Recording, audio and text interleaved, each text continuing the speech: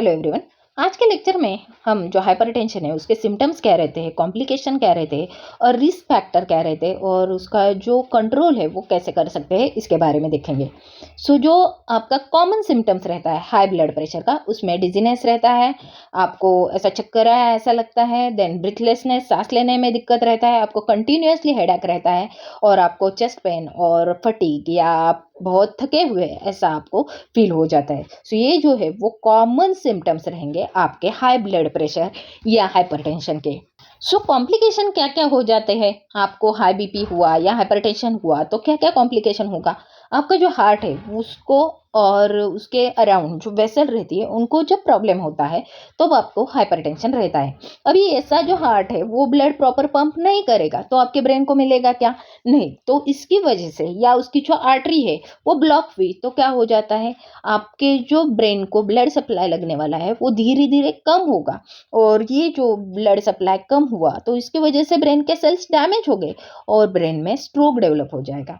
also hypertension की वजह से आपको विजन में भी प्रॉब्लम आ जाएगा, आपको दिखाई नहीं देगा, आपके जो रेटिना है उसके जो ब्लड वेसल्स रहते हैं उनके ऊपर प्रेशर आने की वजह से आपको विजन का लॉस होगा। जो आपकी ब्लड वेसल है वो डैमेज हो जाती है, खराब हो जाती है, आप जो ब्लड कैरी करती है वो वेसल खराब हुई तो वो कभी तो लीक हो जाएगी या वो प्रॉपर बंद हो जाएगी।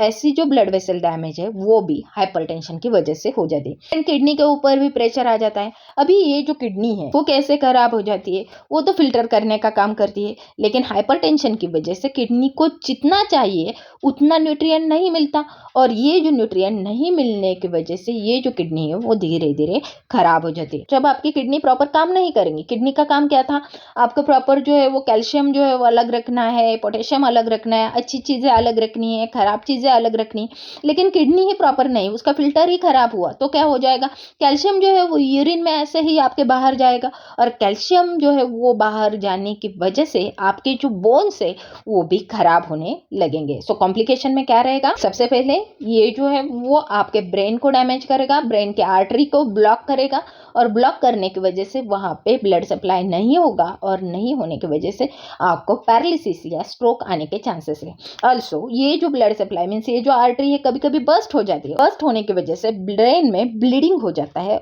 ब्लीड ऐसा बोलते हैं, ऐसे जो ब्लीड है वो ब्रेन में फॉर्म होने की जो रीजन है वो आपका हाइपरटेंशन रहता है। देन सेकेंड हमने क्या देखा, किडनी खराब होती। किडनी खराब होती मीन्स क्या, जितना ब्लड चाहिए उतना किडनी को नहीं मिलता, नहीं मिला मीन्स आपने देखा एक पौधा है और उसको जो है वो पानी आप दे रहे लेकिन पानी उसको कम हुआ तो क्या हो जाता है, वो जो पौधा है वो सिकुड़ जाता है या वो खराब हो जाता है। ऐसा ही आपके किडनी के बारे में हो जाता है, उसको जितना न्यूट्रिएंट चाहिए उतना नहीं मिलने के बाद ये जो किडनी है वो धीरे धीरे वो छोटी होती है और छोटी होने के बाद उसकी जो एक्टिविटी है वो कम हो जाती है। मीन्स उसकी एक्टिविटी क्या है, फिल्ट्रेशन करना, और फिल्ट्रेशन वो जो है वो कम करने लगती है। हाइपरटेंशन की वजह से आपको जो किडनी है वो खराब हो जाती है क्योंकि आपकी जो आर्टरी है वो ब्लॉक हुए है और उसमें फ्लक्स डेवलप होता है और ऐसे जो फ्लक्स है इसकी वजह से आर्टरी का जो ल्यूमेन है वो छोटा होता है। और क्या क्या कॉम्प्लिकेशन होंगे, आपकी जो हार्ट है उसकी जो आर्टरी रहती है वो भी ब्लॉक हो जाएगी। हार्ट को सप्लाई करने वाली भी ब्लड वेसल रहेगी, वैसी जो ब्लड वेसल है या उसको कोरोनरी आर्टरी बोलते हैं, ऐसी जो आर्टरी है वो ब्लॉक होने की वजह से हार्ट को जो सप्लाई है वो नहीं मिलने की वजह से हार्ट का वो रीजन जो है वो बंद हो जाता है और बंद होने की वजह से हार्ट फेल्यूर में जाता है। also जो हार्ट है उसको जो है वो ब्लड सप्लाई करने वाला एओर्टा रहता है और एओर्टा मीन्स ब्लड वेसल, सबसे बड़ी जो ब्लड वेसल रहती है उसको हम एओर्टा बोलते हैं। और ऐसा हाइपरटेंशन की वजह से ये जो एओर्टा है उसके अंदर डिसेक्शन हो जाता है। डिसेक्शन मीन्स क्या, अंदर का जो लेयर है वो एओर्टा का सेपरेट होता है और वहां पे जो ब्लड है वो फॉर्म हो जाता है और ब्लड जो है वो वहां पे बढ़ जाता है। इसकी वजह से ये जो पाइप है जिसको हम एओर्टा बोलते हैं वो खराब हो जाता है और एओर्टा खराब होने की वजह से ब्लड सप्लाई प्रॉपर नहीं होता। यहाँ पे ये जो है वो हार्ट और रेड जो है वो आर्टरी है, ब्लू जो है वो आपकी वेंस है। ये जो एओर्टा है वो यहाँ पे अंदर का पार्ट जो है वो सेपरेट हुआ है और सेपरेट होने की वजह से जो ब्लड है वो बाहर के साइड में आ रहा है। धीरे धीरे ये बलून लाइक स्ट्रक्चर बढ़ जाएगा, धीरे धीरे बढ़ गया तो क्या होगा, एक जगह पे ये जो बलून है वो फूट जाएगा और फूटने की वजह से आपको जो है वो कॉम्प्लिकेशन बढ़ जाते हैं। इसको अवोर्टिक डिसेक्शन ऐसा बोलते हैं। ऑल्सो क्या बोला था, ब्लड प्रेशर की वजह से विजन में प्रॉब्लम होगा। जो आपका ब्लड प्रेशर है वो इतना हाई हो जाता है कि वो रेटिना के ऊपर प्रेशर क्रिएट करता है और उसकी वजह से आपका विजन जो है वो लॉस होने के चांसेस रहते हैं और आपको ब्लर दिखता है, धुंधला दिखता है। ऐसा जो है वो आपका जो कॉम्प्लिकेशन है वो हाई ब्लड प्रेशर, हाइपरटेंशन की वजह से हो जाते हैं। So next is the risk factor. अभी रिस्क फैक्टर क्या रहेंगे हाइपरटेंशन के?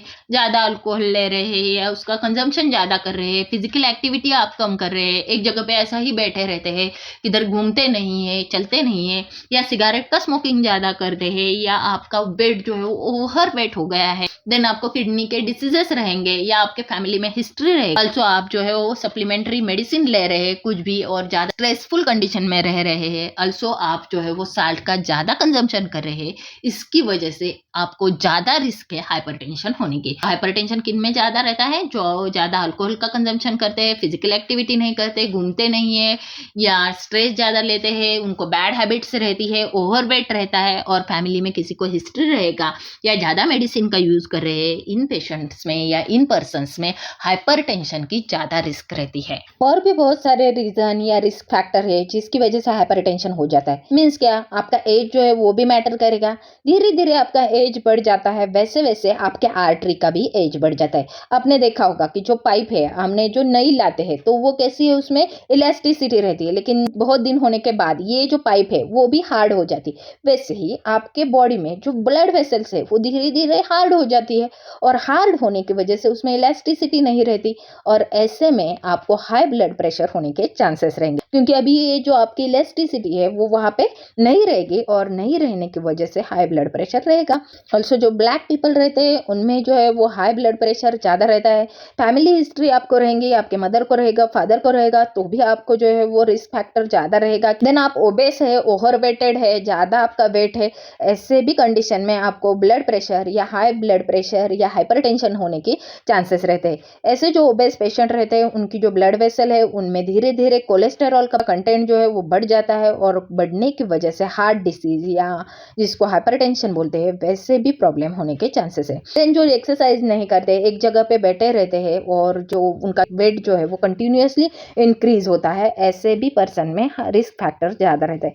ऑल्सो जो टोबैको है, स्मोकिंग है, ऐसे जो बैड हैबिट्स है, ऐसे पेशेंट में भी हाइपरटेंशन जो है वो ज्यादा दिखाई देता है। क्यों टोबैको और स्मोकिंग के पेशेंट में ज़्यादा?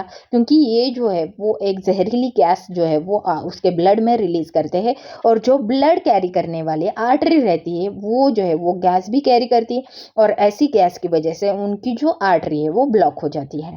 देन जो साल्ट का कंजम्पशन ज़्यादा करते हैं, साल्ट को ही हम सोडियम बोलते हैं। सो सोडियम जो है वो आपके बॉडी में ज़्यादा लेने की वजह से, तो आपने देखा होगा जो नमक है वो आपको जो पानी है उसका रिटेंशन करता है और रिटेंशन करने की वजह से भी ब्लड प्रेशर बढ़ने के चांसेस रहते हैं। इसकी वजह से आपने देखा होगा जिनको बीपी है या हाइपरटेंशन का तकलीफ है वो पेशेंट जो है वो कम नमक खाते हैं या उनको जो है वो कम नमक खाने की सलाह देती है। और सो जो पोटेशियम लेवल है उसमें भी चेंजेस आने की वजह से आपको जो है वो हेल्थ के प्रॉब्लम्स जो है वो हो जाते हैं और डिहाइड्रेशन की वजह से भी आपका जो बीपी है वो चेंज हो जाता है। अल्कोहल का ज़्यादा कंजम्पशन करने की वजह से भी आपको हाई ब्लड प्रेशर या हाइपरटेंशन होने के चांसेस रहते हैं। देन आप ज़्यादा स्ट्रेस ले रहे हैं, इसकी वजह से भी आपको जो है वो हाइपरटेंशन होने के चांसेस रहते हैं। क्रोनिक डिसीज लाइक किडनी जैसे डिसीज रहते हैं, डायबिटीज जैसे डिसीज या स्लीप अपनिया जिसको हमने खराटे लेने की बीमारी ऐसा बोलते हैं, वैसे भी पेशेंट में हाइपरटेंशन होने के चांसेस रहते हैं। जो फीमेल्स रहती है उनके प्रेगनेंसी में भी ब्लड प्रेशर बढ़ने के चांसेस रहते हैं। ऑल्सो जो बच्चे रहते हैं उनमें भी कभी कभी ब्लड प्रेशर होने के चांसेस रहते हैं, क्योंकि अभी के जो बच्चे हैं उनका जो लाइफस्टाइल है, उनकी जो हैबिट है वो सब चेंज हो गई। उनमें एक्सरसाइज भी नहीं कर रहे, वो खाना भी प्रॉपर नहीं खा रहे, हेल्दी खाना नहीं खा रहे, इसकी वजह से इनमें भी बहुत चांसेस है, रिस्क फैक्टर है उनको हाई ब्लड प्रेशर होने की। सो हमने तो ऑलरेडी देखा कि उसके रीज़न क्या है, उसके टाइप्स क्या रहते हैं। अभी उसको कंट्रोल कैसे करेंगे? ऑब्वियसली आप जो है वो प्रॉपर एक्सरसाइज करना चाहिए। आपको जो बैड हैबिट्स रहते हैं, स्मोकिंग जैसे हैबिट्स है वो नहीं होने चाहिए। अल्कोहल आपने नहीं लेना चाहिए या लिमिटेड लेना चाहिए। आप जो है वो साल्ट का कंटेंट जो है या फैटी फूड जो है वो कम खाना चाहिए।